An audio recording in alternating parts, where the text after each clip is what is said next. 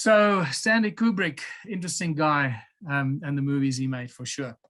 So the moon landings, the moon, what can we say about the moon? The only celestial body that does not spin. That's the first thing we can say about it, because it seems that every other celestial body that we see, the asteroids, the comets, everything seems to spin. All the moons of all the other planets that they keep showing us, everything seems to spin except our moon. Our moon keeps facing the Earth with the same side all the time. We never see another side of the moon. I know that there are guys that claim the moon does rotate because it rotates. It's just such nonsensical garbage. Imagine, I always, just think about this. We only ever see one side of the moon. So when we say the moon doesn't spin, that's what we refer to. Now, if you try and come up with some theoretical mumbo jumbo BS to try and explain why the moon spins so that we can only ever see the one side of the moon, then you've really been sucked into the deep vortex of the abyss of the disinformation. So the moon remains one of the most mysterious bodies right up here, right in our sky. And to some extent, I'm beginning to think that the moon is actually part of what I call the particle physics deception, or the particle physics agenda. First of all, we got to ask ourselves, what is the moon, right? Well, first of all, there is a time that there was no moon in the sky. Many ancient civilizations talk about such a time in human history. Now, this is just mind-blowing. Theodorus says that the moon had appeared a little while before the war, which was fought by Hercules against the giants.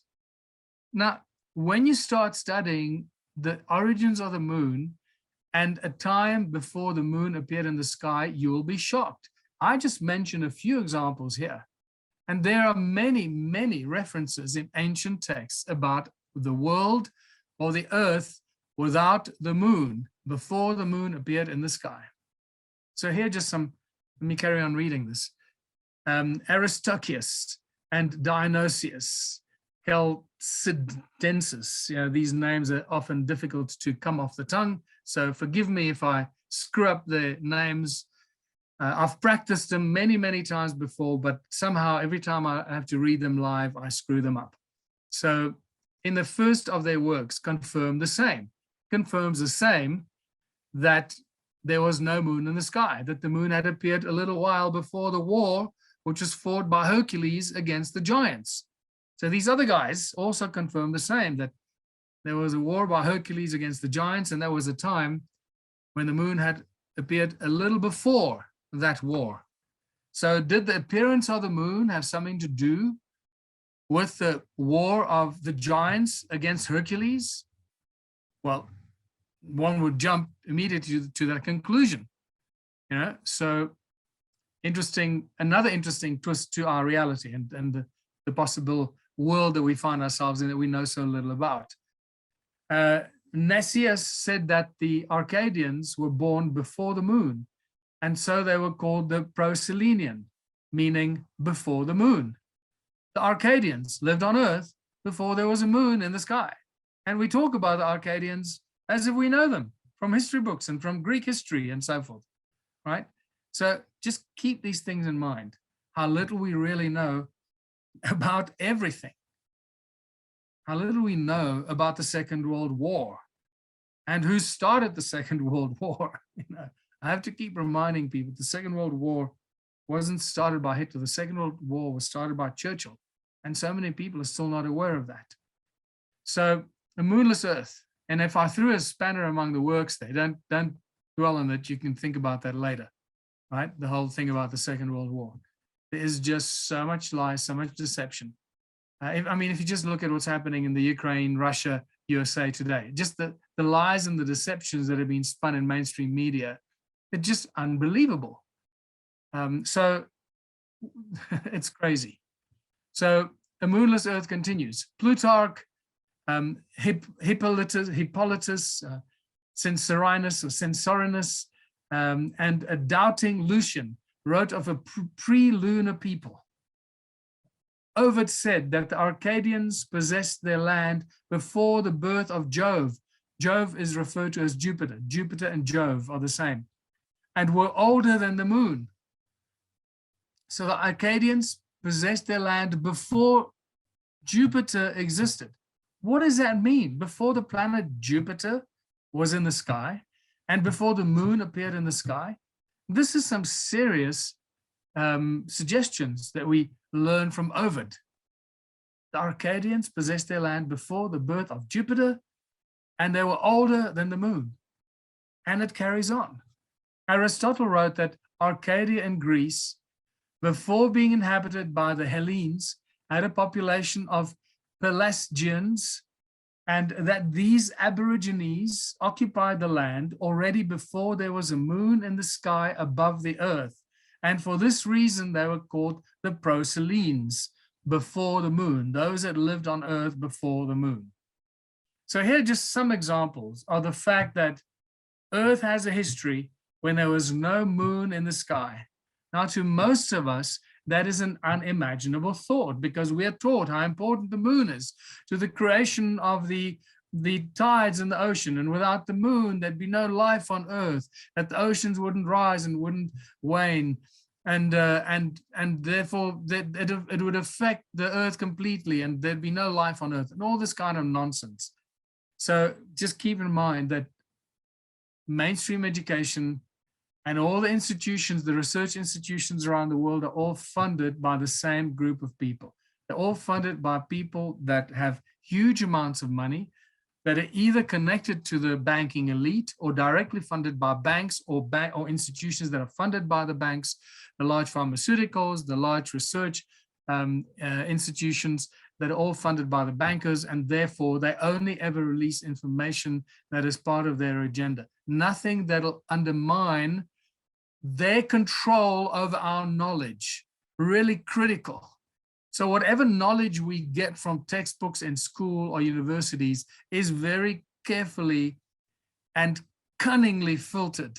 So no information is released and knowledge are released that'll undermine the big truth that will allow us to step out of the box and realize that we're being lied to. So it's up to us to recognize this control mechanism called education and research institutes, and recognize how controlled these places are and how incredibly powerful they are over how we think, how we behave, how we respond, how we communicate, how we argue, and how often our arguments are so nonsensical because we believe that we are right, and we're so far, what we're arguing about is so far from the truth that it's actually ridiculous. So let's carry on here. One of the big discoveries about the moon was made in 2012 by a guy that ran a YouTube channel, and now I have a complete block. I can't believe I have a complete block. I should have written it here and I didn't, because I remember it very well until the fluoride has clogged up my pineal gland and I can't think clearly. So that's a joke, right? I make jokes every now and then. I'll feed them into these lectures to keep it light and jovial. Jovial, wow, we just learned that Jove means Jupiter. So when we say jovial, does it mean that Jupiterian? We keep it Jupiterian. So any case, so Crow 777, that's his name. He goes by the name of Crow 777. I can't remember his real name. He had an amazing channel in which he discovered the lunar wave. Now, the lunar wave is a mind-blowing discovery. For those that have not seen this, I'm going to show you a short 3-minute video here of the lunar wave. And he first filmed this in 2012, and it shows you this. It's like a pressure wave or like a computer screen glitch wave. You know, when you see the early computer screens and TV screens, and when they correct or something, you see this line move across the screen, either up or down, this line, electronic line. And this is what this guy filmed on the moon. And we have to ask ourselves, what the hell is that? And he filmed it several times. And he found that the lunar waves seem to appear closer to the solstices and equinoxes. This is very important. That's when they were more frequent. And well, have a look. Let me play this for you and enjoy this.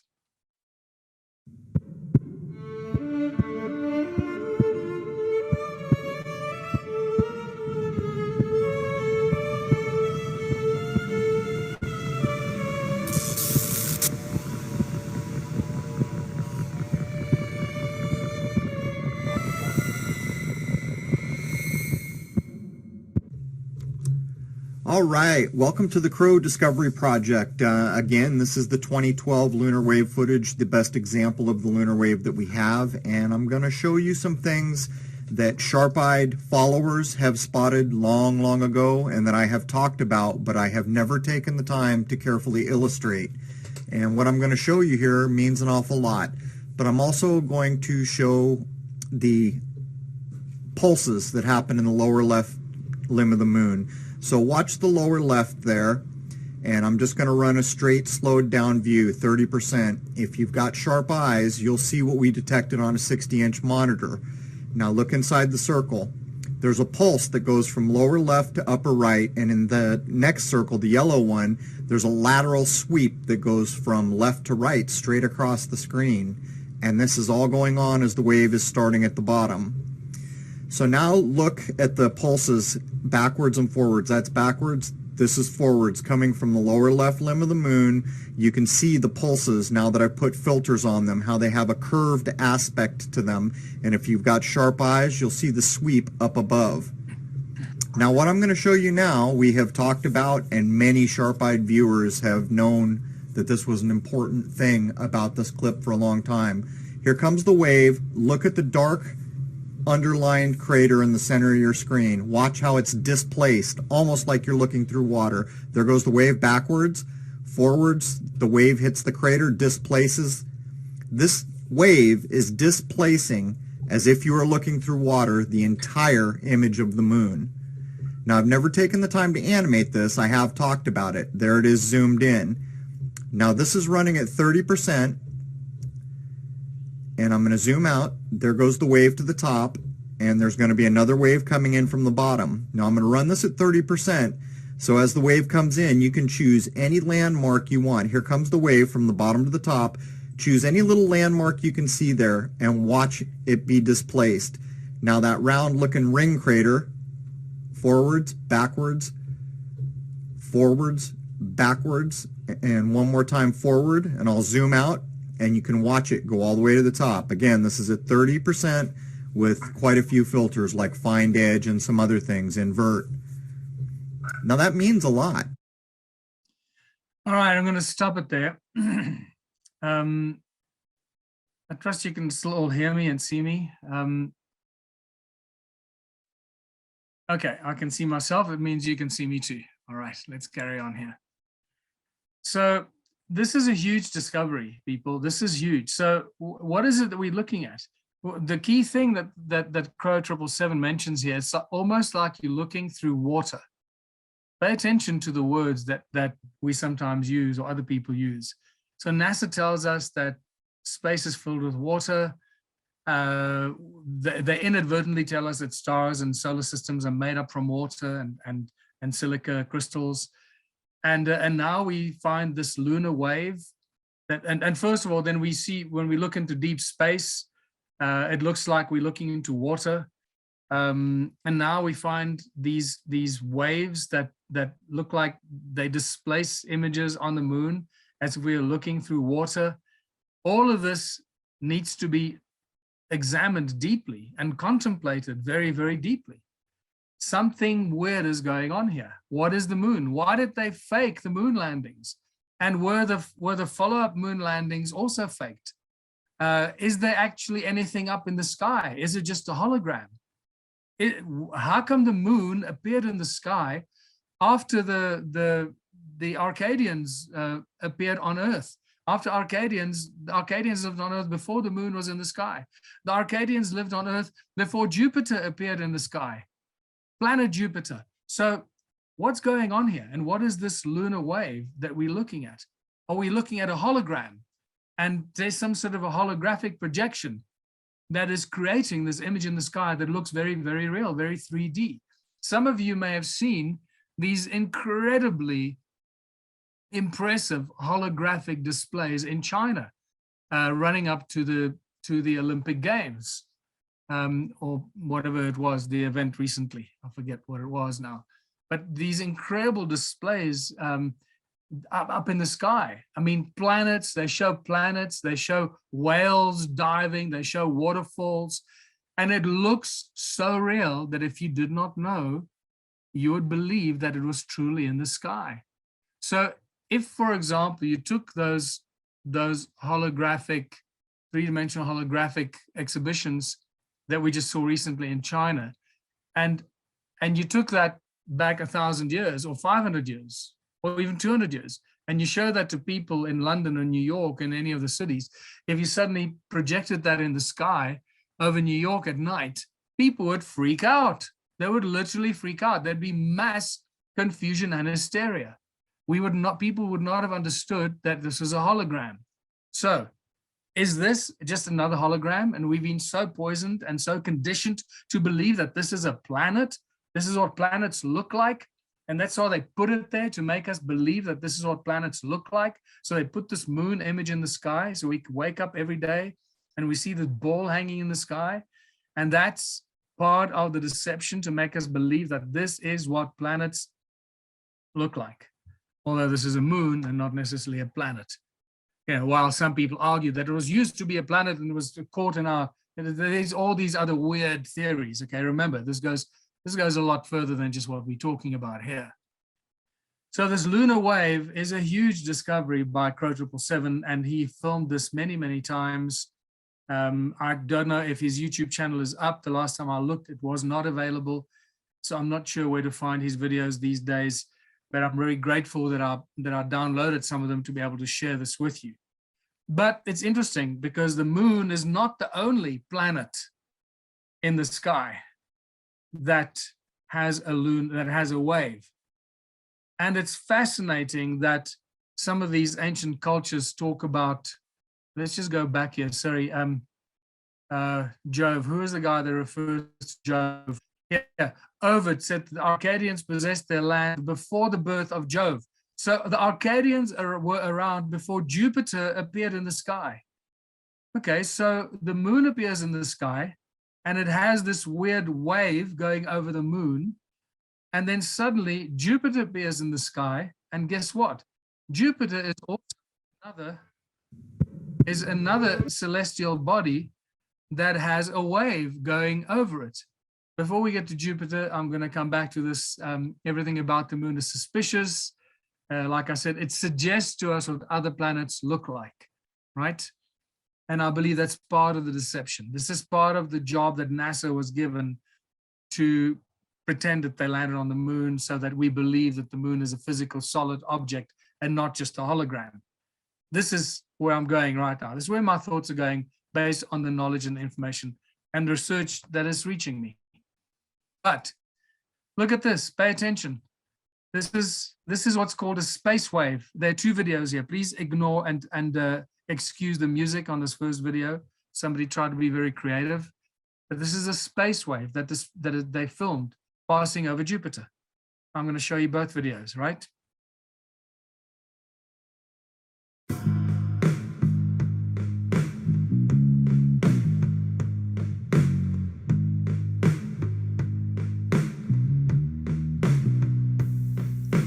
Ooh, what you wait and see. I've been sitting here, dying to meet you. There it goes. Playing to free you. This is called a space wave over Jupiter. Look how quickly it covers the entire planet. Look at the angle and the direction it runs in. Dying to meet you. Playing to free The angle, it's basically parallel to those two lines in the center of Jupiter, the center of the equator of Jupiter. All right, so that's the one video. And here's another one. Now pay attention at the angle of the wave here. Is it the same angle or is it slightly different? You can see the angle of this wave is very different, a different angle. just like the lunar wave that Crow 777 showed us, that the waves that cover the moon come from different angles. And here we have two waves that cover Jupiter filmed that also show us they come from different angles. So do you find it, just ignore this image here. Let me just dwell on this. Let me come back to this, not to distract you. Do you find that as intriguing as I do, that both the moon and Jupiter appeared in the sky after the Arcadians existed in Greece? They suddenly appear in the sky, and they both have lunar wave and a Jupiter wave when we observe them from Earth. Is this purely just a holographic effect? Some big hologram is projecting up in the sky, and that's what we observe. And everything else that we've been told and shown about Jupiter and the moon is pretty much a lie. Is that what we have to come to terms with? I'm beginning to believe that that's most likely closer to the truth than anything else that NASA tells us. So everything about the moon and the sun in the sky it just starts to become very, very interesting. And everything about the moon is deeply and highly suspicious. First of all, the fact that the sun and the moon are exactly the same size in the sky is simply a statistical improbability. Because in a world of infinite possibilities, the fact that our moon is a perfect sphere or a circle in the sky and a disk in the sky, and the sun is a disk in the sky, and when the two collide or cross each other, they are exactly to the micromillimeter, exactly the same size in the sky. Now, just think about the statistical probability. For those of you that are into science and physics and mathematics and probability will probably understand this a little bit more than those people that don't grasp the statistical probability miracle here. In an infinite universe of an infinite number of stars, planets, solar systems, galaxies, it just so happens that the one moon that we have is a perfect disk in the sky. And when it meets the sun, it covers it exactly, with not a micromillimeter left to be seen when the two are exactly on top of each other. The statistical probability of this happening is simply so huge and impossible that we have to conclude this was done by design. This is not an accident. This must be done by design. What that reason is, why that is, still to me remains a mystery. I haven't figured out, or I haven't got any ideas or theories on that at this stage, I must admit. But I've observed this, I've embraced it, and I'm comfortable with the fact that all of this stuff is probably done by design. So let's carry on. Now we get to the problem of the Van Allen belts. Now, keep in mind, this is still all to do with the moon landings, right? If space is not what we think, and the moon is possibly not what we think, what if the moon is a hologram, and Jupiter is just a hologram like the moon, created by who knows what powerful cosmic three-dimensional holographic projection?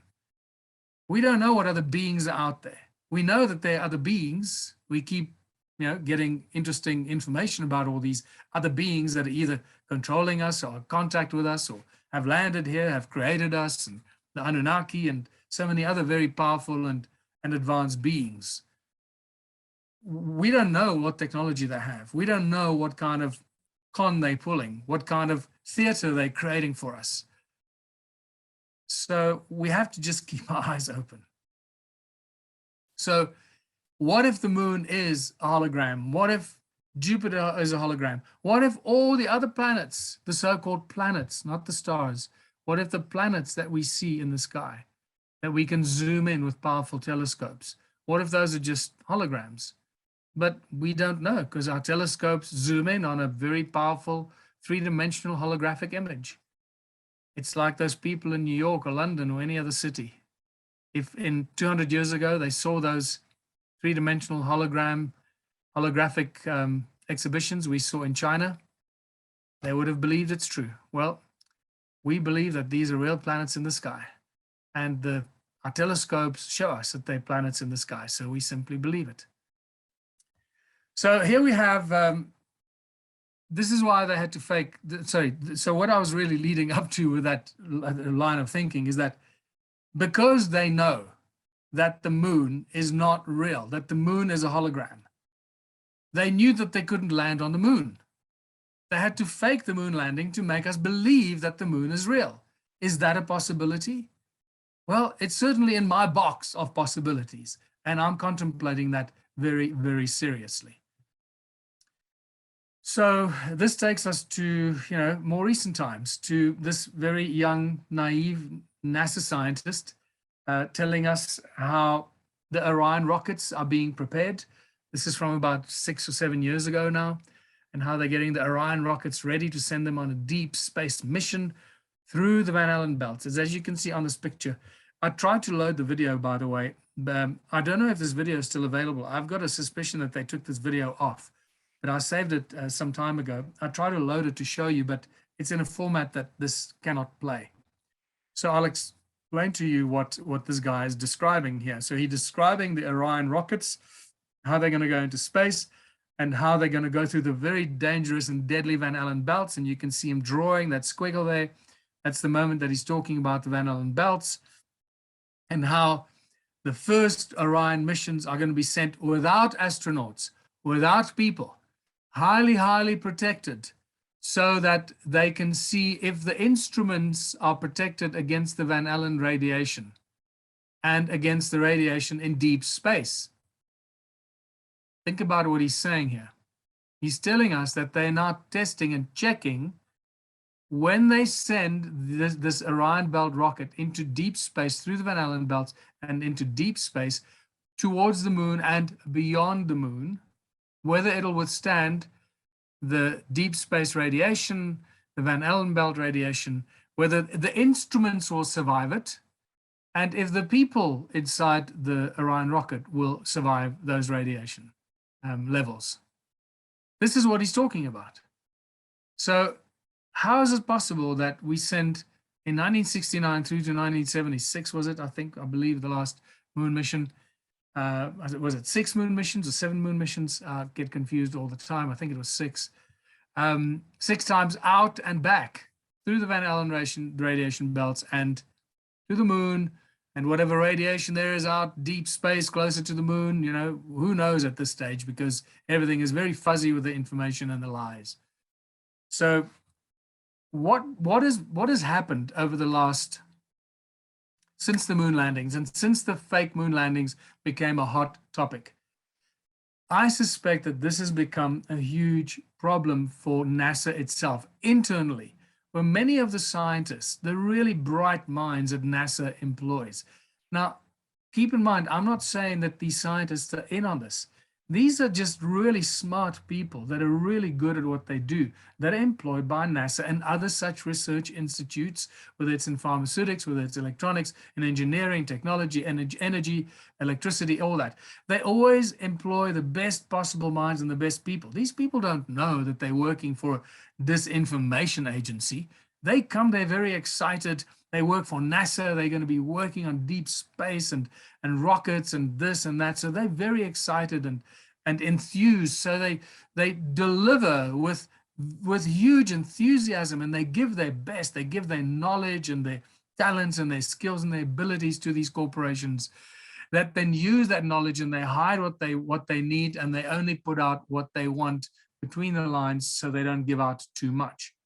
But what has obviously happened over the last 50 or 60 years, since the fake moon landings began to gain a lot of ground, some of the internal NASA scientists started to ask these same questions. How did we get the guys onto the moon in a little tin can that is infinitely less advanced than the rockets we built today?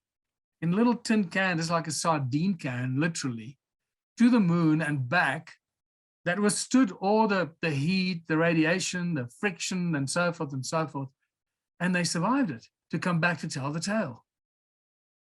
And the answers, unfortunately, from within NASA themselves were probably starting to worry many of these NASA scientists themselves. Because as far as I sense today, the official story that NASA puts out, and this is what I found, there might be contradictory videos here and there, but the research and the information that I have is that NASA's official story about the moon landings and the Apollo missions in the 69 to 76 is that we have lost that technology. Not only have we lost that technology and we're rediscovering the technology, but in addition to that, they have lost all 800 or so, I forget exactly what the number is, but 800 or so of the film reels, the reels of film that have been shot on the moon, on the way to the moon and on the back from the moon, with the images inside the cockpit and of the Earth and of the moon before they get there, and then the landings on the moon. All that footage has been lost, except that which we now see on YouTube and what has been put out. Somehow that remained, but 800 reels of film just mysteriously vanished. They lost that, and they also lost all the technology. So now they're rebuilding the technology and relearning the technology to be able to send people to the moon again. This became a bigger and bigger problem for the NASA scientists. They probably could not digest this. And I believe that this led to the next biggest lie and press release that was released by NASA in February 2019. I believe it was February 2019. I'll share that with you, the date with you. NASA realized that they had to come up with a new lie, a new deception that will forever remove the Van Allen belts problem. And that lie was released, as I mentioned, with this. Sorry, this is what the Van Allen belts look like. This is how they depicted on beautiful images, the inner Van Allen belts and the outer Van Allen belts. Some of them are, many times more powerful than the others, and so forth. So just to understand what the Van Allen belts look like, these are the powerful Van Allen belts that some people claim will fry you when you go through them. Others play it down. They tell you that they're not so powerful, not so deadly. The problem is that the inquiry, the growing inquiry from the unhappy NASA scientists led to a decision made by NASA to put out a new false flag, new disinformation that would forever remove the Van Allen belt question and or worry or argument. And that was that this was, as I said, February 2019, 21st February 2019. Staggering discovery reveals that the moon lies inside the Earth's atmosphere. Please pay attention to this, people. This is the lie that NASA had to make, that NASA had to come up with to dispel many of these Van Allen belt problems and so forth. It's just spectacular what they will do to lie. Now, it's now that here we go. Read the second paragraph. Oh, let's read the whole thing. The Earth's atmosphere is much bigger than previously thought, extending far beyond the moon. A team of scientists have revealed the amazing discovery was made thanks to data that was been sitting unexamined for 20 years. And by the way, they blame the Russians for this, okay? They blame the Russians for sitting on this data for 20 years and not sharing it. This is what I find so fascinating. So we now know that the atmosphere surrounding our planet stretches 630,000 kilometers. This is amazing. Exactly, that's 630,000 kilometers, or 391,000 miles away, and it's 50 times the diameter of the Earth. Thanks to discovery, and now I can't read that because it's covered by my thing at the bottom there. Oops. But they found this in Russia's Space Agency Research Institute that's been sitting there, hidden, out of sight for 20 years or more. And Russia did not share this with the rest of the world. So they blamed the Russians for not making this discovery. This is just almost too good to be true. This is like stand-up comedy stuff, people. Best stand-up comedy material you can find. In fact, I've often claimed that if you're looking for stand-up comedy material and you have a scientific mind and you're a comedian or you have a comedic streak, please do this. Use the particle physics, use the whole nuclear physics and particle physics and quantum mechanics knowledge that they put out, and use NASA, use what they put out, use the moon landings, and use all this. They write the stand-up comedy one-liners for us. We don't have to make it up. It's unbelievable. And with this, they simply demolished any arguments about the Van Allen belts and how deadly they are, because now we know that the Earth's atmosphere is much, much bigger than we imagined, and that the moon actually sits within the Earth's atmosphere. Isn't that fantastic to know? So now that we know this, and the Van Allen belts have no threat on us going to the moon, the next question then is, where does the atmosphere end? And so when we go into deep space, where does deep space begin? And where does the vacuum of space begin that is outside of our atmosphere? And now suddenly the complication kicks in. And very soon, when the scientists and NASA start to ask these questions that I've just very simply posed here, they're going to have to come up with more lies to cover up this lie. So slowly but surely, or very quickly right now, things are falling apart because the lies are becoming so ridiculous that they very rapidly expose the agenda of hiding what is really going out there. So one of the next big lies that we find is obviously the Mars landing. You know, these are images from the trials, the rehearsals. That's what the word I'm looking for. The various Mars rovers and the rehearsals they were doing with NASA on Devon Island in northern Canada. Practice and rehearse, you know, how the Mars rover would deploy, how it would come out, and how it would move around, and so forth. And they did all this on Devon Island in the Canadian Arctic. And if you look at this, and the coloring of it, and just the structure of it, it is identical to the images that they keep sending us from the Mars landings, the rover, and all the images that we get from Mars. And I suspect that everything we've ever been shown from Mars is just an exercise that they keep, or did, and then ended.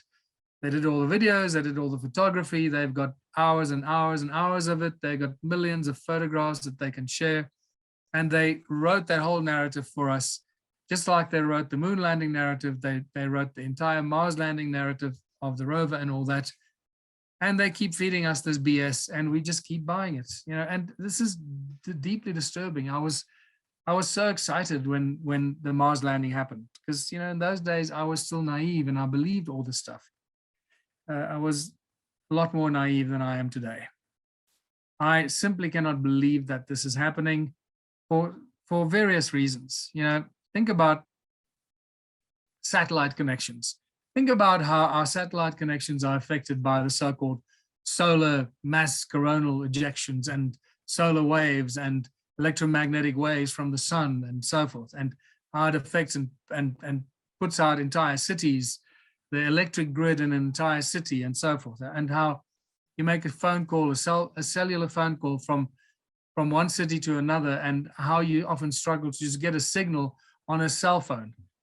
And they want to tell us that they're getting beautiful images and drone footage, that they're controlling remote controlling drones flying around Mars. Some, what is it, 60,000, 80,000 miles away, or sorry, 80 million miles away. Mars, I think it's 80 million miles away or something like that. And they're remote controlling little drone helicopters and other craft flying around on Mars. Really, do people really believe that? Come on, guys, let's be real here. We have to smell the BS when they present it to us. And it's for this very same reason that I'm doubting the legitimacy of Elon Musk. He may have created a great car, and great, technology on Earth. And it's for that reason that he was brought in on the same way, or in the same way that they brought in Stanley Kubrick in 1968 on the set of while he was filming Space Odyssey 2001, and they actually used that same set for Space Odyssey 2001 to shoot the fake moon landings, and that's how they brought Stanley Kubrick in, and that's the same way they brought in Elon Musk to become the new face of NASA and space exploration, because he represents the most advanced technology and engineering on Earth. So everybody will believe Elon Musk when he sends rockets into space. And when his rockets suddenly, as the TV commentators tell us, when you watch the moon land, the rocket launches, when you watch the many rocket launches that they've launched, and you listen to the commentators and they tell us the rocket is about to enter the vacuum of space. And when I hear a commentator say that, I just go, you've got to be kidding me. Where is this boundary where the rocket is about to enter the vacuum of space? Surely, if they're going to try and lie to us and con us, they should train these people better. Because the moment you say something like this, you make anybody with a bit of a physics background sit up and pay attention, because that simply cannot be the case. There cannot be a hard and fast boundary where the vacuum of space begins and sucks like crazy, and below it is this beautiful blue marble called Earth with its lovely atmosphere intact. Oh, but there's a problem. Now suddenly the atmosphere goes 630,000 kilometers, not 100 or 110 kilometers up into the sky, where they tell us the Kármán line is, where commonly and generally the acceptable beginning of space starts, where the atmosphere suddenly ends or becomes too thin for airplanes to fly. It's called the Kármán line. And that's where I suspect they tell us where the rocket is about to enter the vacuum of space. So this is just an ongoing story of weaving a non-stop ongoing lies. NASA is the agency, never a straight answer that they set up for us. And I noticed that we've gone beyond the hour and a half now. I've really enjoyed talking about this. I'm going to carry on just for another 5 minutes or so before we get to the Q&A. Just to remind you that we live in an electromagnetic universe. Even within that statement, it is a subtle deception. I think we have covered this before. So just to remind you that everything in our reality has a certain vibrational frequency attached to it. Whether it's your body, whether it's your heart, whether it's an insect or a butterfly or a football field or a bacteria or protozoa or a virus or a molecule or an atom or an atomic nucleus. Very important. Everything in creation, in our reality, whether it's seen or unseen, has a frequency attached to it. And that frequency that controls its existence, its shape and form, is known as the prime resonance frequency. I suspect this is where Star Trek got its idea of the prime directive. It's a whole nother discussion. But this is the prime resonance frequency that controls everything in our reality. Please keep this in mind. But when they tell us that we live in an electromagnetic universe, even in that little statement, there's a subtle deception, because sound and magnetism are inextricably connected. We know that God said, let there be light. Whether you like to believe it or not, that's up to you. Everything comes out of creation, the consciousness of creation, through vibration and resonance. It is that primordial resonance and vibration and frequency that creates light.